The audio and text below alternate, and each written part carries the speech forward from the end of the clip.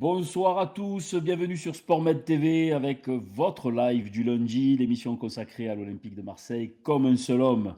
Nouvelle saison, nouveau logo, nouvel habillage graphique et musical avec musique originale, on le rappelle, du groupe Moro. Allez sur YouTube pour découvrir ce groupe qui gagne à être connu et on en profite pour faire un petit coucou à Loïc qui profite de ses derniers jours de vacances. Allez, c'est parti, C'est première parti. partie de Comme un seul homme, lundi 9 août. On commence par Montpellier OM. Montpellier OM. Montpellier OM, quels enseignements en tirer? Une chose est sûre, on semble en avoir fini avec les prestations ennuyeuses comme la pluie, avec cette Mmh. équipe pleine de tonicité et d'énergie. Voilà, une nouvelle ère commence. Voilà, allez Rafi, on y va. Bah, Merci. écoute, mon sentiment sur le match, c'est que j'ai vu une équipe, pendant la préparation en forme, avec des joueurs, en forme, certains joueurs en forme et je pense les avoir retrouvés, certains joueurs en tout cas, sur le match et d'un point de vue global, j'ai vu une équipe avec du caractère qui, menait 2-0 à la mi-temps, qui a pour moi pas démérité sur la première mi-temps, et menait peut-être un peu sévèrement, j'ai envie de te dire, sur cette première mi-temps.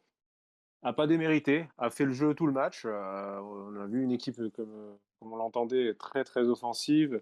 C'était plaisant à voir. Elle a pas démérité. Elle est revenue dans le match, revenue au score et puis finit par l'emporter. J'ai vu de la générosité, beaucoup de joueurs très généreux qui ont fait le jeu, qui ont voulu plaire, qui ont voulu montrer un jeu plaisant. Et j'ai même envie de te dire que j'ai eu de l'émotion à la fin de ce match. La victoire m'a donné une certaine émotion que j'avais pas connue depuis longtemps. Pourtant, on gagne, c'est un match de championnat qu'on gagne, hein, c'est pas un quart de finale ou une demi-finale de Coupe d'Europe. Mais ça a donné une certaine émotion de voir, de ressentir cette adrénaline. Alors, effectivement, il faudra certainement, renforcer encore cette équipe, parce que je pense que numériquement, il manque, certains joueurs. Mais je suis très content de l'issue de ce match, en tout cas, de gagner ce match à 3-2, comme on le gagne. Je pense que ça va donner beaucoup de courage, beaucoup de force à cette équipe, pour cette saison, en tout cas. Richard, de l'émotion, toi aussi tu en as eu. Bon, de l'émotion liée évidemment au scénario, à ce scénario renversant, mené 2-0 à la pause et victoire 3-2 à la fin.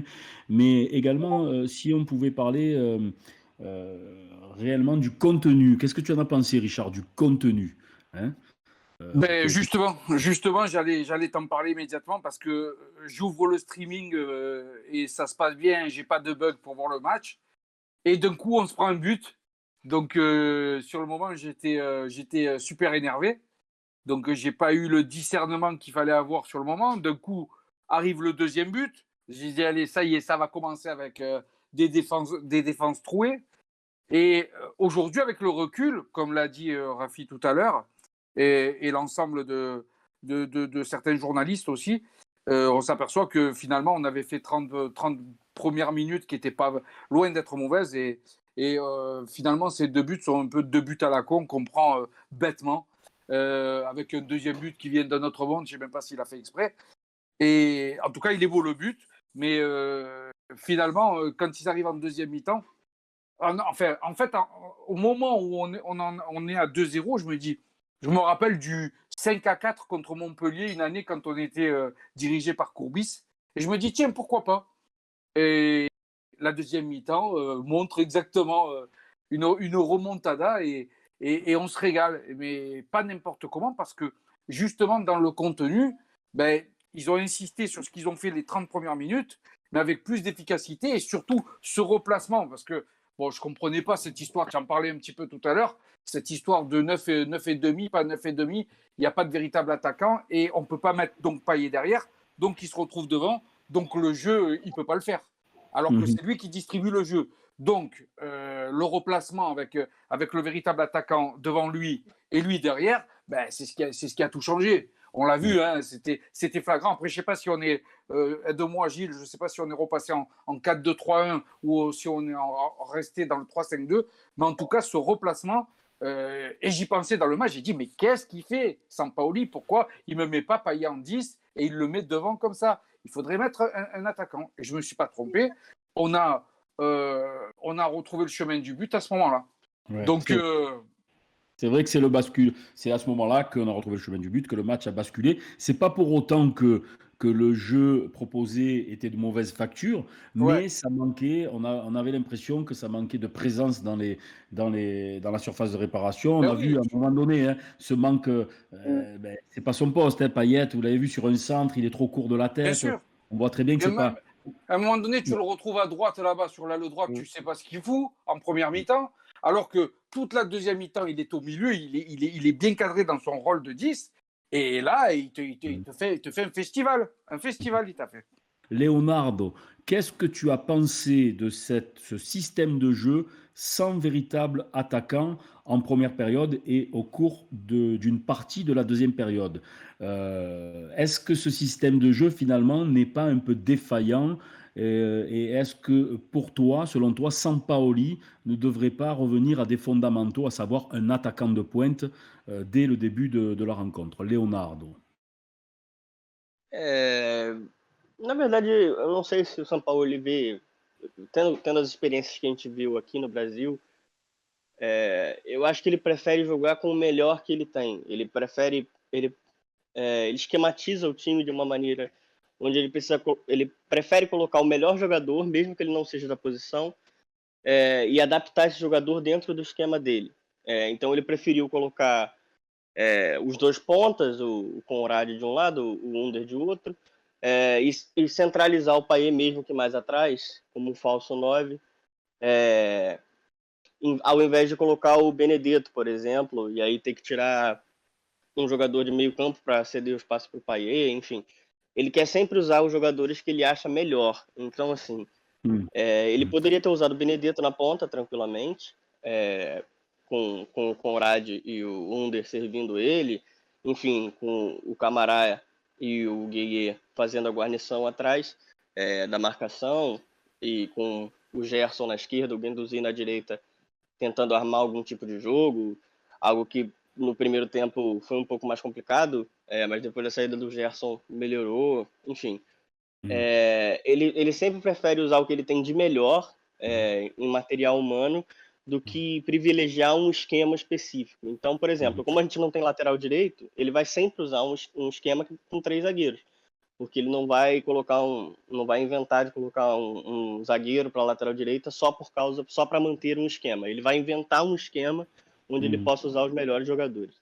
C'est très intéressant ce que nous dit Leonardo. Leonardo qui connaît donc Sampaoli de son époque brésilienne. Hein. On rappelle que Sampaoli a dirigé Santos, le Santos Football Club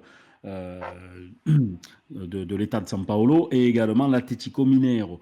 Donc ce qu'il nous dit, c'est qu'il agit toujours de la sorte, Sampaoli. Hein. Il préfère jouer avec les meilleurs joueurs à sa disposition, les joueurs les plus en forme, et adapter à ce moment-là un système de jeu avec les joueurs en forme.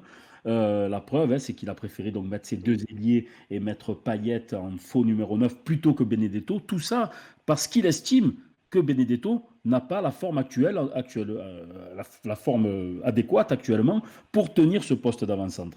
Il aurait pu lever un milieu de terrain et mettre Benedetto, mais il estime que Benedetto actuellement est hors de forme, donc il préférera adapter un système de jeu à la forme des joueurs actuels. C'est très intéressant. D'ailleurs, c'est ce qu'il a fait avec les 3 centraux. C'est ce qu'il fait avec les 3 centraux. Tant qu'il n'a pas de latéral droit, il jouera de cette manière selon Leonardo. Et voilà, il n'empêche que de fait, l'OM a été meilleur, a été en tout cas plus efficace quand Gerson, qui a été un peu en dedans, est sorti, que Benedetto est rentré et que Payet a reculé.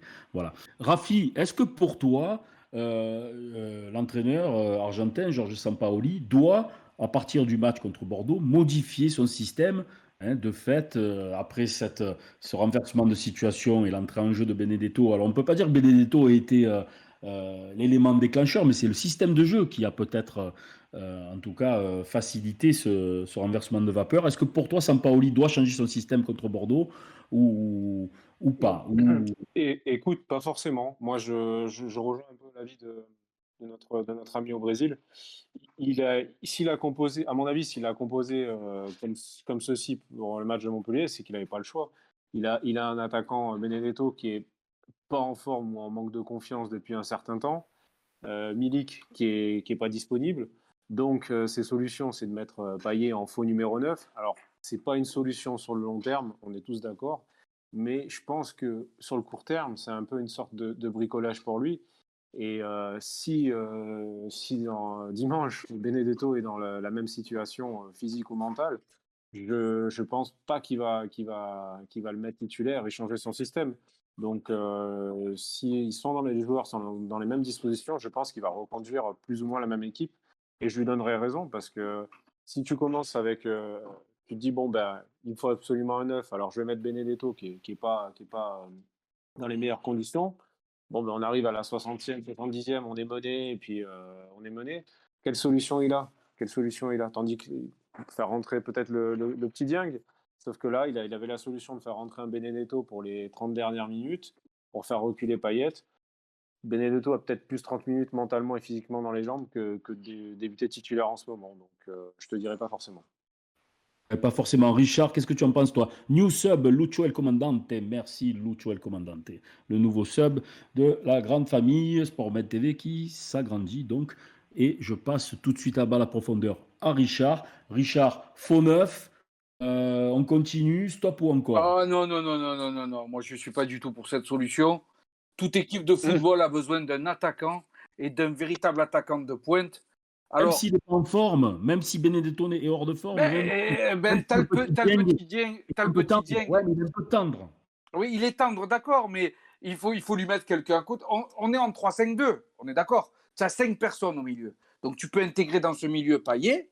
Derrière, deux attaquants. Derrière deux attaquants, tu mets Dieng à côté d'un Enrique ou du petit Under. Et voilà, tu fais une. Ou allez, de temps en temps, Radonjic, d'accord, en milieu de match. D'accord, je sais que vous ne l'aimez pas. Moi, je l'aime bien. On sait qu'il est foufou, mais tu sais ce qu'il peut t'apporter comme but magique, ce mec-là. Alors, pourquoi toujours essayer de trouver des solutions, des pansements, des colmatages? Essayons de faire quelque chose de plus efficace. Gilles, est-ce que je peux réagir après, s'il te plaît? Et évidemment, tu peux réagir, mais avant, je vais juste glisser une petite remarque de Pépé Fut dans le chat. Benedetto, il faut le vendre, donc il faut le montrer. Il faut peut-être penser à ça aussi, Rafi. Ben oui, alors, tu le mets. Oui, bien sûr. Alors, effectivement, c'est vrai. Alors, je vais rebondir sur ce qu'il dit Richard, qui me connaît bien. Richard, c'est pas une solution. C'est clair pour moi, de jouer sans numéro 9, c'est pas une solution, comme je l'ai dit, à long terme. Mais j'ai l'impression, malheureusement, que tant que Milik revient pas, et quand je dis qu'il revient pas, c'est qu'il revient pas à 100% de ses moyens. Si on ne vend pas Benedetto, les gars, Richard, laisse finir Rafi. Oui. Qu'on n'a pas un remplaçant, on va dire, de qualité qui peut être titulaire en Ligue 1, j'ai l'impression qu'on n'aura pas le choix. Dieng, je l'aime beaucoup. Richard, c'est un très bon espoir, mais je doute qu'il ait les épaules pour démarrer dans un match de Ligue 1. Et moi, je vous dis que non. N'oublie pas que c'était démarrer dans un match de Ligue 1 contre Montpellier, qui à domicile, ça a toujours été une équipe difficile. Là, on va jouer un Bordeaux, même si Bordeaux, contre nous, ils sont toujours super motivés, même si on ne joue pas chez eux à domicile. Ils vont venir chez nous, ils sont quand même motivés. C'est le match de l'année pour eux, il ne faut pas l'oublier non plus. Donc, c'est quand même compliqué de lancer un petit jeune comme Dieng. Contre Montpellier, souviens-toi que c'est quand même un derby aussi. Contre Bordeaux, ça reste le match de l'année pour eux. Donc, j'ai l'impression, malheureusement, qu'on n'a pas le choix. Je ne l'approuve pas du tout, mais c'est plus qu'on n'a pas le choix. Tu marqueras pas et tu vas perdre le match. Oui, mais parce qu'on a changé le système, parce que tu as fait reculer, tu as mis un vrai attaquant. Alors, certes, je ne sais pas si à un moment donné, tu te rappelles la balle à droite qui lui met en profondeur. Je vois très bien ce que tu veux dire. Voilà, l'autre, il tire à 50 mètres de la cage. Mais si tu as un bon attaquant là qui est un petit peu plus précis, mais t'as Radonjic, t'as Ender, t'as des mecs. Cornup 666 qui va dans le sens de Richard. Il nous dit: quand je vous écoute, j'ai l'impression que Benedetto, c'est un peintre. Il n'est pas hors de forme. Regardez son match, il change tout. Regardez ses déplacements, les appels, etc. Je pense juste qu'il n'a plus la tête à Marseille. Moi, je pense qu'il n'a plus trop la tête à Marseille. Ouais. Sans présence, sans attaquant, moi, c'est plus la présence d'un attaquant qui a un peu manqué. Pour moi, c'est plus le positionnement plus bas de Payet qui était plus libre pour partir de plus loin et qui a pu faire la différence, qui a fait la différence. Benedetto a été bon, mais enfin, on peut penser qu'un Milik, donc d'après ce qu'on a compris, ce ne sera pas avant 1 mois et demi, il va faire encore plus de beurre. Mais la domination qu'il y a eu, l'esprit offensif qu'il y a eu, c'est ça qui est quand même rafraîchissant par rapport à ce qu'on avait vu les dernières saisons. Je sais pas, je pense que vous êtes d'accord avec ça. Sampaoli, ça, on peut pas lui enlever. Et puis après, Gilles, je te fais une petite réflexion qui va dans ton sens. Tu avais très bien vu choix fort de Sampaoli, tu l'avais annoncé lors de la dernière émission. Luis Enrique qui partait dans la peau d'un titulaire, a été mis sur le banc et Conrad de la Fuente a commencé. Bon, et là, le choix, il est très très fort. Ça, c'est du Sampaoli. Il faut quand même insister sur ça. Donc, pour un premier match, avec un système de jeu quand même, qui dénote et qui est plus risqué que bon nombre d'équipes de Ligue 1, d'après ce qu'on sait, on va voir si peut-être la philosophie change cette année. C'est quand même très positif. Leonardo, qu'est-ce que tu peux nous en dire? Est-ce que pour toi, le Gerson que l'on voit, j'imagine que c'est pas le Gerson que tu as eu l'habitude de voir au cours de la saison précédente avec Flamengo. O Gerson que apareceu ontem dentro de campo não é o mesmo do Gerson dos últimos 2 anos aqui no Flamengo, né? Aqui no Rio. É lógico que entram as duas questões que você citou, e eu acho que elas se combinam muito bem, né? O Gerson teve duas que, além de ter duas temporadas muito cheias, para além do Campeonato Brasileiro, porque né, o Flamengo foi campeão da Libertadores em 2019, ou seja, isso enche cada vez mais o calendário, foi para o Mundial, voltou, e aí na outra temporada também foi campeão brasileiro, também foi longe na Libertadores, então assim, foram ainda mais jogos do que se fosse só o calendário brasileiro, foi o calendário sul-americano em geral, e ele estava jogando aqui também, né? Ele saiu daqui campeão carioca esse ano, ele já estava no embalo daqui, já foi sem férias também, mas eu acho que a questão principal, para além disso, é ele estar jogando completamente fora de posição. A gente discutiu aqui, quando fizemos aquele episódio sobre ele, né? Sobre uma possível chegada dele, que ele jogava em várias posições e tudo mais, mas todas as posições eram posições de meio campo, né? Posições de meio campo literalmente, não de lado, né? Ou meia central, que é onde ele prefere jogar, onde ele rende melhor ali como segundo volante, ou como próprio volante mesmo, mais defensivo, ou como meia atacante, que ele também atua e tudo mais. Mas são três funções de meio campo. E ele é melhor como segundo volante, é a posição dele, segundo volante. Ele quebra um galho atrás, quebra um galho na frente. Mas ele, na transição do jogo, é onde ele gosta de jogar. E ele não está fazendo isso. Ele está tendo que se adaptar a outra posição, porque o São Paulo ele quis colocá-lo lá. Poderia ter botado o Luiz Henrique, por exemplo, que é um jogador que já fez essa função no ano passado, querendo ou não. Então, assim, ele poderia ter optado por um jogador que já atuou nessa posição e não o fez. E é isso. Eu acho que é uma combinação dos dois, mas puxando muito mais por ele estar completamente fora de posição. Oui, pour Leonardo, donc il y a deux raisons hein, à cette apparente baisse de régime. C'est tout d'abord, n'oublions pas qu'il sort de 2 saisons pleines, hein, c'est-à-dire qu'en 2019, il y a eu, le Flamengo a été champion, a gagné la Copa Libertadores, ils ont fait le mondial des clubs au Moyen-Orient, donc beaucoup de déplacements. L'année suivante, Flamengo a été encore champion, est allé loin en Copa Libertadores, et en début de saison, avant d'être transféré à l'OM, il a disputé le championnat régional. Il n'a pas eu de vacances. Donc 2 saisons pleines, plus un début de saison avec une compétition, le championnat régional, qui est très importante hein, pour les clubs professionnels au Brésil. Ce ne sont pas des matchs de préparation d'avant-saison, ce sont des compétitions très très importantes. Donc pas de vacances.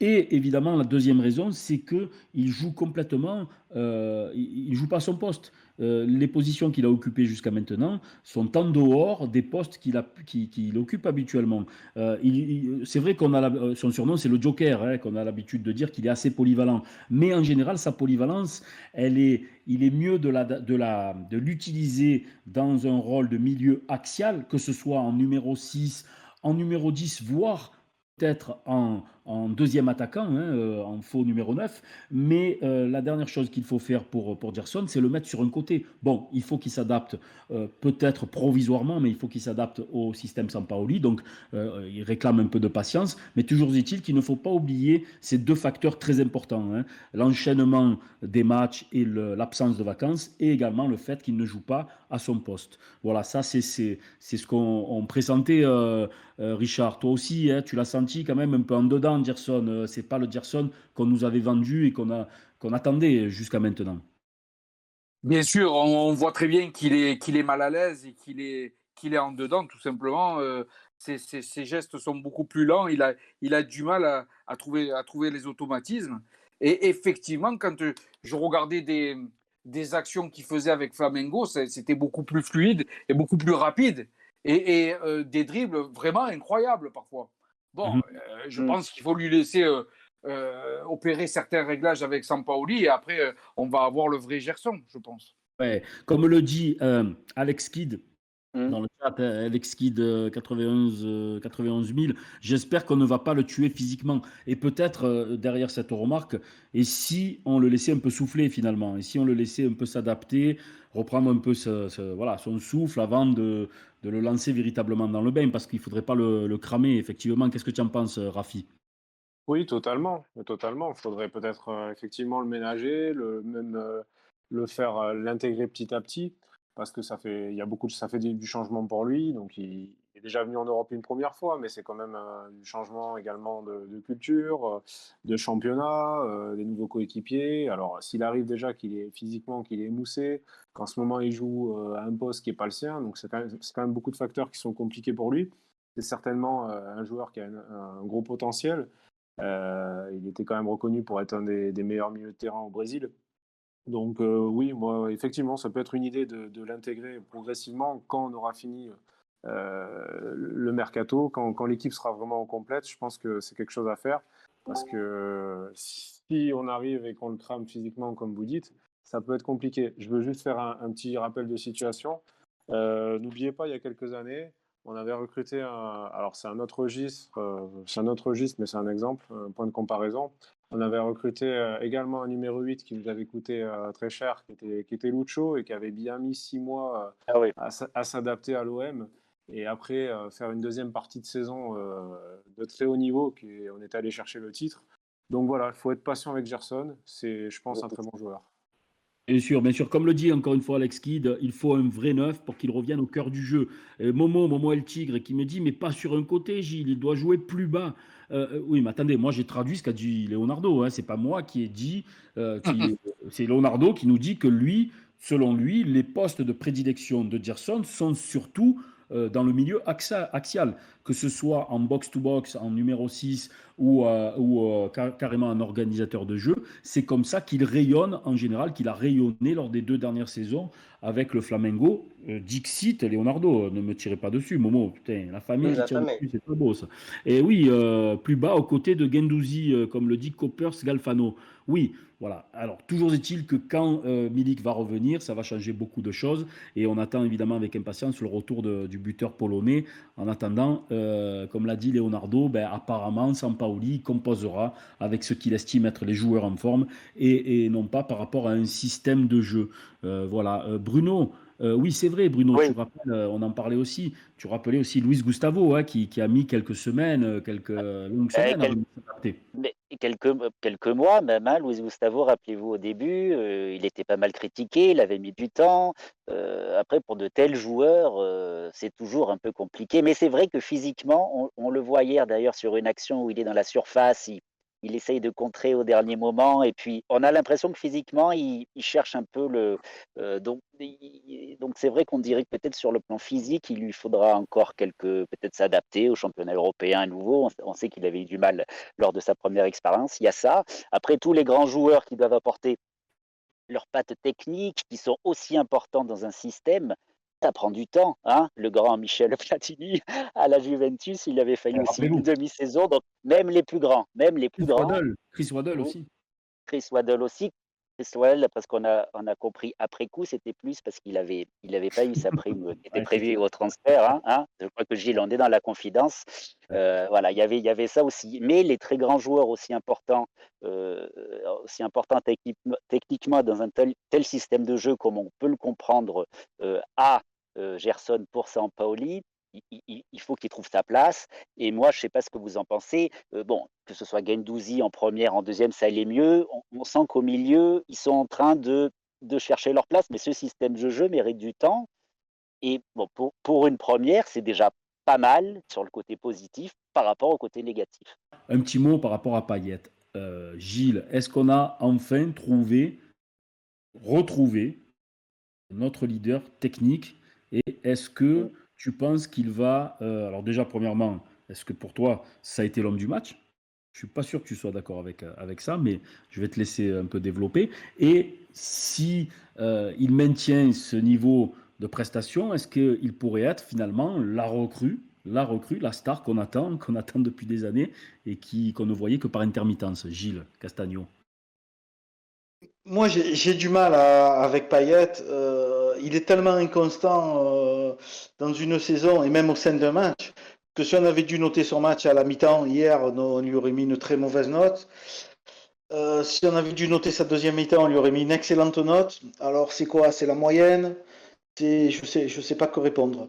C'est difficile parce que moi, j'ai l'habitude de noter ou d'évaluer les joueurs sur les 90 minutes.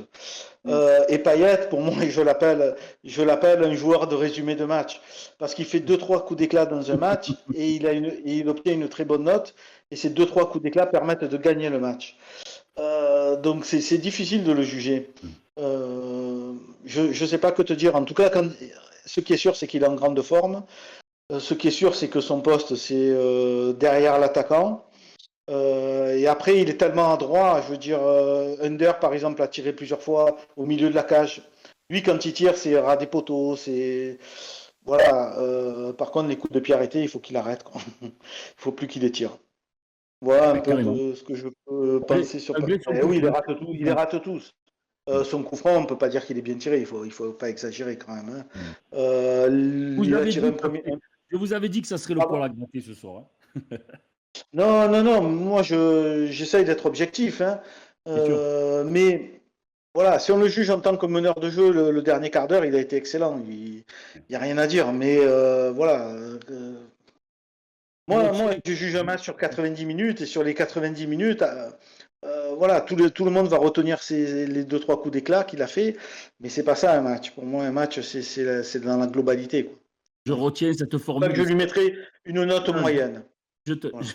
je retiens cette formule savoureuse, joueur de résumé de match, hein, joueur de highlight Oui, sur YouTube. c'est un joueur qui fait deux, trois coups d'éclat dans un match. Voilà. Et après, on va dire bravo. Bon, voilà, très bien, mais un match, c'est 90 minutes quand même.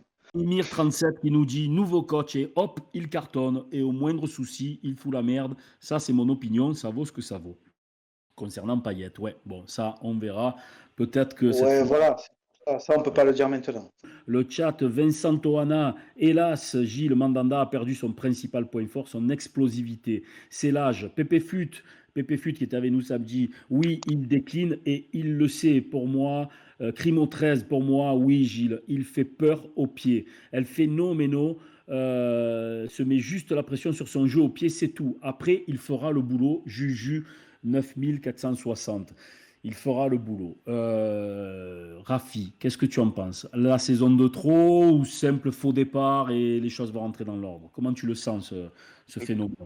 Écoute, je vais pas dire la saison de trop parce que faut pas oublier tout ce qu'il a fait pour le club et je pense que de toute façon il voulait finir sa carrière au club. Maintenant, ce qu'a fait Longoria de vouloir recruter un bon gardien, je pense, pour les mettre en concurrence, il fallait le faire et c'était vraiment le temps de le faire parce que bah, tout le respect que j'ai pour Yoann Pelé, mais c'est pas Yoann Pelé qui allait faire de l'ombre à Mandanda, je pense, ces dernières saisons. Donc là, le fait de voir arriver un gardien plus jeune qui peut prétendre à une place de titulaire, je pense que c'est bien pour Steve, pour le rebooster, pour qu'il soit toujours très compétitif, mais également pour le soulager de l'accumulation des matchs, parce qu'il a 36 ans, si je ne me trompe pas.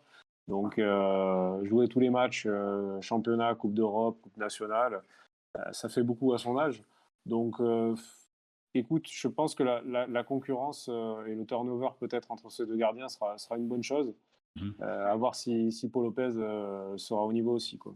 Le sondage lancé par Small dans le chat, Steve Mandanda, la saison de trop, oui, c'est sûr, j'en ai bien peur, non, tranquille ou sans avis, vous avez le choix entre ces 4 réponses. Ça dure quelques minutes, allez voter, comme ça nous donnera un peu la tendance. Pour le moment, 45% sur j'en ai bien peur, Mandanda, la saison de trop. Et oui, c'est sûr, si on ajoute les deux, on est quasiment à 68-70%.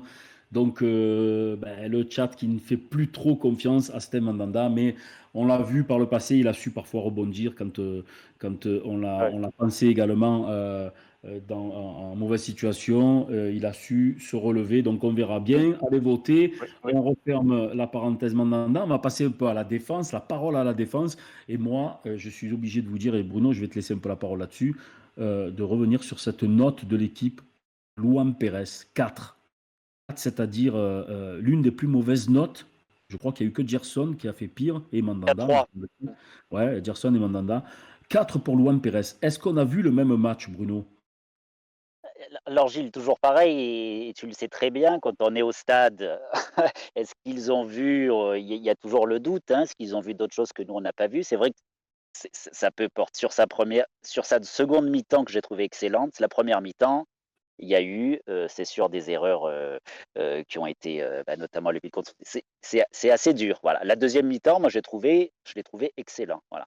La première mi-temps, comme disait Gilles tout à l'heure Castagno, en effet, un match se joue sur la totalité, donc ça peut expliquer une note aussi dure. Voilà. Et comme on le disait tout à l'heure, et juste je conclus sur ça avant d'avoir les autres avis, c'est vrai que quand on est au stade, peut-être on peut voir des choses différentes, peut-être une fébrilité que nous, devant la télé, on ne peut pas voir. Voilà, les notes comme ça pour que les gens comprennent. Déjà, c'est toujours très dur, hein, de mettre les notes. Souvent, on n'a pas beaucoup de minutes à la fin du match pour les mettre quand on fait de la presse écrite. Et puis souvent, quand on est sur le stade, pareil, on a eu plusieurs témoignages aussi de gens qui étaient à l'Euro et qui ont pu témoigner par exemple d'un Pogba qu'on voyait, nous, très fort, très complet souvent pendant un match, mais beaucoup de journalistes qui étaient sur place au stade pendant le championnat d'Europe nous disaient que Pogba ne courait pas beaucoup par rapport à Kanté pendant les matchs. Voilà. Il y a juste ça, peut-être que sur le Brésilien, il y a peut-être ça qui joue aussi.